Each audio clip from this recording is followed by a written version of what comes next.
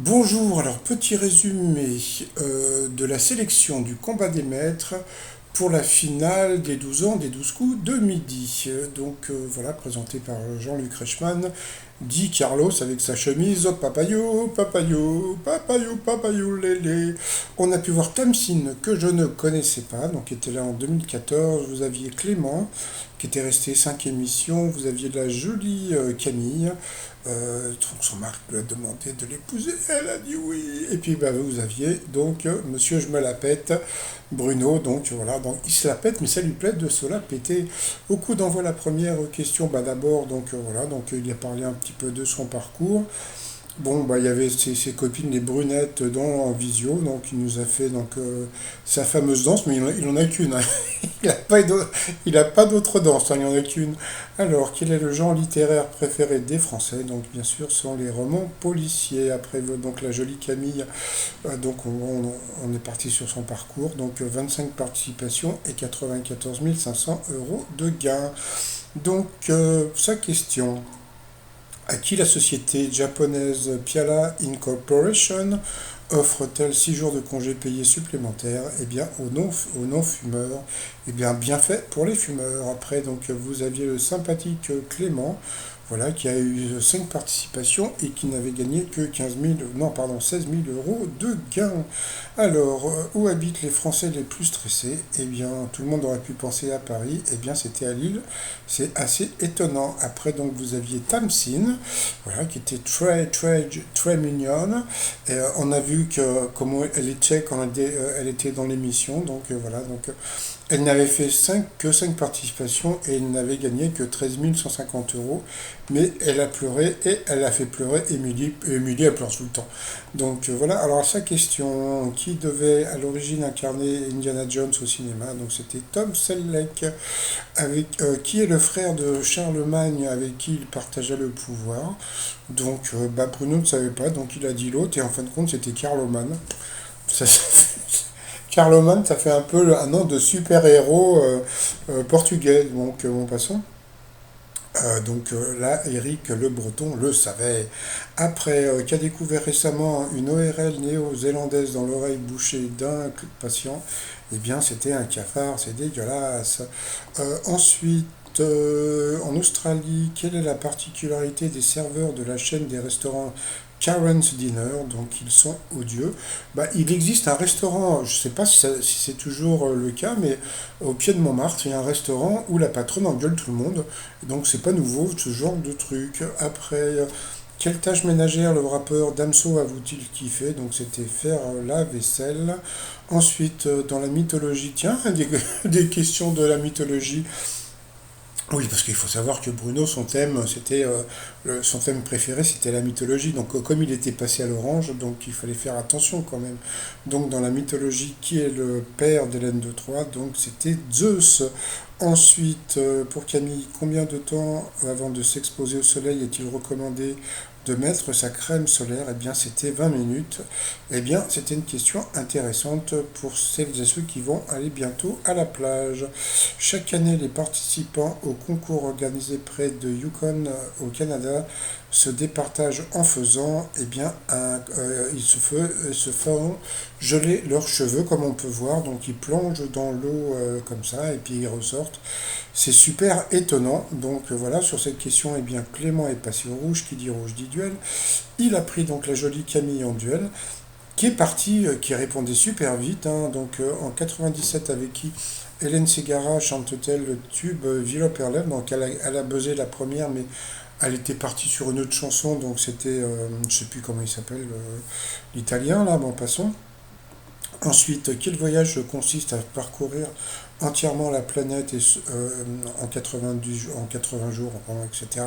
Donc c'était bien sûr le tour du monde. Au collège et au lycée, dans quelle matière optionnelle étudie-t-on l'Énéide de Virgile? Donc c'était en latin.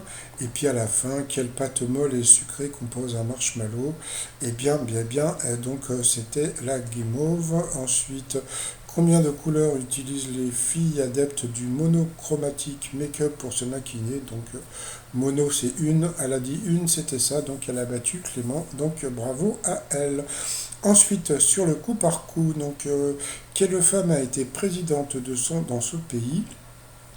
Eh bien, c'est Rigoberta Menchú qui était la mauvaise réponse, et là c'est Camille qui a donné la mauvaise réponse. Ensuite, dans quelle chanson peut-on entendre un rire? Et alors là, à ce moment-là, on a vu Tamsin qui a, je suis désolé, elle a volé la vedette à Bruno, c'est-à-dire que normalement à midi la vedette c'était Bruno, puisque bon voilà, champion, 1 million d'euros, etc. Je suis désolé, elle a chanté, elle a dansé, elle a mis de l'ambiance. Comme dans les émissions actuelles, il n'y a rien à gagner, aussi bien pour les participants que pour, ben, bon, à part les gens qui téléphonent, quoi, mais sinon, ben voilà, elle a mis de l'ambiance, en plus, bon, comme elle est anglaise, elle connaissait les paroles par cœur, donc c'était super rigolo de la voir chanter et danser, comme je dis, elle a volé la vedette à Bruno, donc voilà, la mauvaise réponse, ben, c'est elle qui l'a donnée, donc Can't Stop the Feeling, il n'y avait pas de rire dans la chanson, donc voilà, mais elle a continué à danser avec Jean-Luc Reichmann. Ensuite, elle est eh bien, la mauvaise réponse était un groupe martiniquais. Donc là, c'est Camille qui est passée à l'orange donc au rouge, qui dit rouge dit duel. Et elle a eu les oseaux, les vévères, les ovaires de prendre donc Bruno en duel. Mais bon, alors au début, la première question, quel roman paru en 1851 est considéré comme l'œuvre majeure d'Herman Melville? Donc c'était Moby Dick, il a répondu en premier. Et après, à quel chanteur gallois doit-on les tubes What's New, Pussycat et Sex Bomb? Donc, de toute façon, les chanteurs gallois, il n'y en a pas 50 000, hein, donc voilà. Ensuite, c'était Tom Jones, hein, pardon. Ensuite, quel est le prénom de la sœur de Beyoncé? Bon, bah voilà, donc, bon, on va pas dire qu'il a été avantagé, mais bon, tout ce qui était chanteuse, etc. Donc, bon, il connaît bien tout ça, donc voilà, il a gagné, il est content. Donc, on a vu son parcours, donc 252 participations, 1 26 000 euros de gains, il est content, il est content. Alors, ensuite, par rapport au coup fatal, face à Tamsit, donc c'était assez rigolo. Dans quelle ville est né le peintre Dali? Il a dit, je sais plus quoi, c'était à Figueras. Ensuite, quel homme d'État romain a été poignardé par Brutus et des sénateurs? Donc c'était Jules César. Là, il avait trouvé la bonne réponse. Ensuite, dans quel pays attends, la Quagga, quand tu multiplies à 6 950 mètres, je sais pas où c'est, et elle non plus, je crois que c'est en Argentine. Ensuite, comment appelle-t-on une piste de patin à glace? Donc là, elle ne savait pas. Bon, on appelle ça une patinoire, donc je sais pas comment on dit en anglais, mais c'était patinoire. Quel scientifique est représenté par Gottlieb, une pomme lui tombant sur la tête? Je me demande si c'est pas Newton, hein, avec la pomme. Ensuite, en 1964, qui chante le pont Mirabeau de Guillaume Apollinaire? Donc voilà, c'est encore une question pour elle. Comment veux-tu qu'elle connaisse ce genre de questions? Ensuite, sur le calendrier révolutionnaire, quel mois suit Messidor et précédé de Fructidor? Voilà, que des questions faciles pour elle, hein. Donc voilà. Ensuite, quel mot désigne aussi bien un vent sec et froid qu'une marque d'affection? Donc ça, elle aurait pu le trouver, c'était la bise. Ensuite, quel roman de Georges Bernados traite d'un prêtre tourmenté? Donc je crois que c'était le film Sous le soleil de Satan. Comment appelle-t-on un fabricant de chapeaux? Et là, elle a dit un chapelier, donc voilà, donc tout le monde s'est levé pour l'acclamer, puisqu'elle a pu donner au moins une réponse, donc elle était super contente, donc voilà.